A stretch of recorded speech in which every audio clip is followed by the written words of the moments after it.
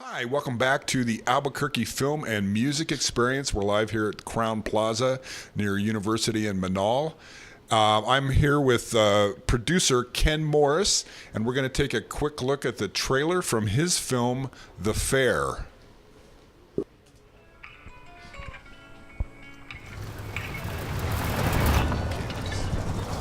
Okay, everybody out, let's go! Come on, move! Are you deaf? Get out! Come on, apúrate. Apuren, caminen. You're gonna take the girl to Magdalena today. It's time. I told you to come. Él es ecuatoriano. Aquí es diferente, otras reglas. Tienes que tener familia que pague por ti. Es la única manera. She asked why she's here. I said nothing. Look at her! Wait till I can find out about I see you, and I see myself when I was young. Welcome back. You just watched the trailer from The Fair. I'm here with producer Ken Morris, who was the mastermind behind this film. Ken, thanks for being with us. Oh yeah, thank you very much. This is pretty serious stuff. Tell us what the film's about. So it's about the overlap of undocumented immigration and human trafficking, and those really they overlap completely. A lot of people don't realize that, but they're really one and the same. And so this is about a young man who comes to the U.S. without papers as a child. He graduates high school, doesn't really have any prospects for a future, and so he ends up in a criminal gang that's moving people north across the border. And he thinks it's sort of just a job, that is, until he's asked to transport a young girl from his home country of Ecuador. And he's put in this situation where he has to decide, is he going to do the right thing and help her, but that means turning his back on the gang and putting his own life in jeopardy and her life in jeopardy, or does he, let this go? And how do you live with yourself like that? So he's put in this real, I guess it's a Sophie's choice, and he has to decide what is he going to do. And it's actually based on true events. We worked really extensively with the Ecuadorian consulate. Santiago Paladinez, the writer-director, is also from Ecuador.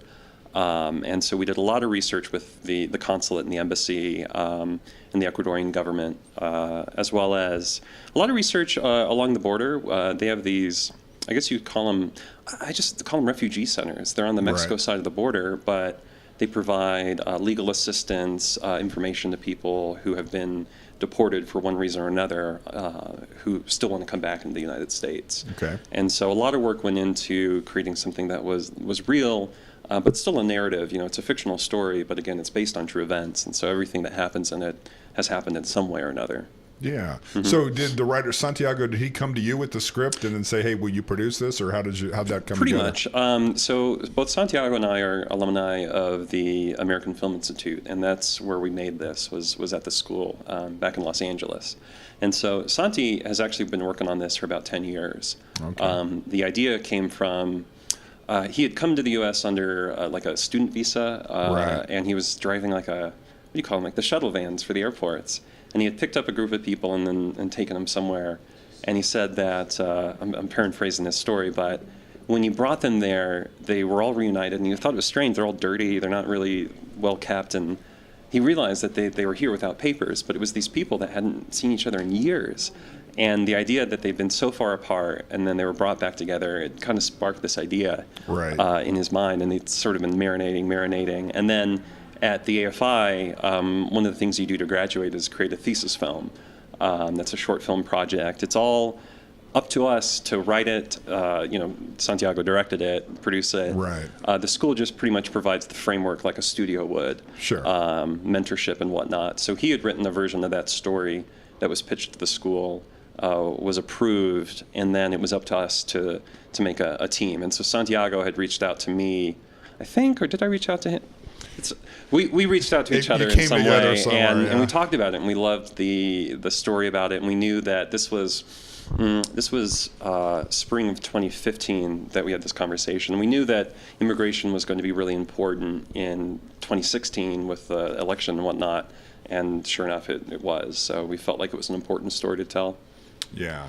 Now, again, you got the immigration part, but you had human trafficking as an added element, and obviously that's a huge issue these days. And yeah, it is. It really is. I knew it was an issue. I didn't know how much of an issue, especially and more as ironically as the border becomes more secure, it creates more opportunity for unscrupulous people to work. And that story thread, again, it was based on some true stories we heard, but there was a National Geographic documentary that was really interesting, and somebody, I forget what he said, freedom ain't free, and so long as it isn't, we're going to make money providing it. And this was like a trafficker, like a criminal. Yeah. And that was like, oh man, that's what these people, and another thing he said is, I do bad things, but I'm not a bad man, is what the trafficker said. Yeah. And it's like, I think you're a bad man. But it was interesting because these are people just like you or I, they have blood in their veins, a beating heart, but they're still doing things that are dehumanizing. And so it was a really interesting world where undocumented immigration, people coming to the U.S. trying to find new opportunities are being co-opted by traffickers, Right. and they're the only ones that know how to get across the border, and so it kind of creates this weird situation. Yeah. It's terrible. I mean, it's really sad. Yeah. I want to ask you, I know you did this as a short. Any plans? It seems like a subject that could be made into a feature. Oh yeah, pretty no, easily. and that's something Santiago and I, and the rest of the production team, we're all AFI students. So the cinematographer, AFI, the editor was also AFI. But that's something we had talked about very early on, because it's 24 minutes, which is longer for most shorts. Right. Most shorts end up around 15. But we knew that we wanted this to be something that could be upsold, if you will, pitched as a longer length project. And so we wanted to find the right length of story as a short to fit in all those elements that we could expand on as a feature, but it still stands alone as a short. So the short acts as a bookend to the feature, which Santiago has written, and I'm producing with him. It acts as bookends to the very beginning of the feature is the first half of the short. Then we go back in time and see where these characters came from, what inspired them to come to the United States, how they got in the situation they got in, and then they meet sort of about halfway through, and then the rest of the film is the events of the short. And so it works really well that way, and it's something that we've planned that out for about 2 years, I guess, as we've been working on that. Good. That concept. All right. I want to get back to that, but anything else you got coming up? Other projects you're working on? So one thing, my wife's mother is actually from the Laguna Pueblo, just west of here, and that sort of inspired a story idea with my wife and I about two Native American brothers. This is called Old Laguna, and it's about two Native American brothers who live on the reservation in New Mexico. They're just a couple of stoner guys trying to run a little touristy restaurant until an alien spacecraft crash lands behind the restaurant, and they're forced in this situation where they're trying to protect their land from, once again, foreign invaders. And so it's a comedy, it's an action sci-fi comedy. It's something I'd like to make in New Mexico, and it's something that I've been trying to network while I'm here, So it's both. I mean, the landscape is perfect. It's set in New Mexico, and there's a lot of resources here, for people. And space aliens too. Yeah, right. I mean, it's too much. It's so much fun. My wife is born in Roswell. And she didn't grow up there, but she was born there, and so we joke about that she's my alien connection. Right. Well, very good. I hope you're able to bring that here and get that done. So, any plans? I think if I read the material, the fair has already been on the festival circuit. Yeah, You've played a few places already. I think this is the 5th or 6th festival. I mean, not a lot, but our festival premiere was at the Cleveland International just a few months ago, and we've been getting a lot of really good response from it. And that's a really nice thing, is it opens up conversation for people. I know for me, I didn't really know that much. I wasn't completely ignorant, but I didn't know that much about the subject. Right. And getting that little bit of additional information and seeing what's happening just sparked in me, conversation. And I've found that when we screen this with other people, audience members, it's the same. It gets people talking. I didn't think about it that way. I didn't think about it this way. And I think that's how, when people are talking about that, that's how we change things, is when we engage with each other and discuss. So. Yeah. Well, great. Well, good luck. Thank you. Good luck with the film. And remind viewers where they can see it. So it's going to be playing tonight at the South Broadway Cultural Center. It's also going to be at the Ecuadorian Film Festival later this month. But there's a trailer available on thefairfilm.com. So thefairfilm.com. You can see a link to the trailer, and we try and keep it up to date with what's happening as far as festivals and upcoming events. And eventually, it will be online through one of the many outlets that are out there.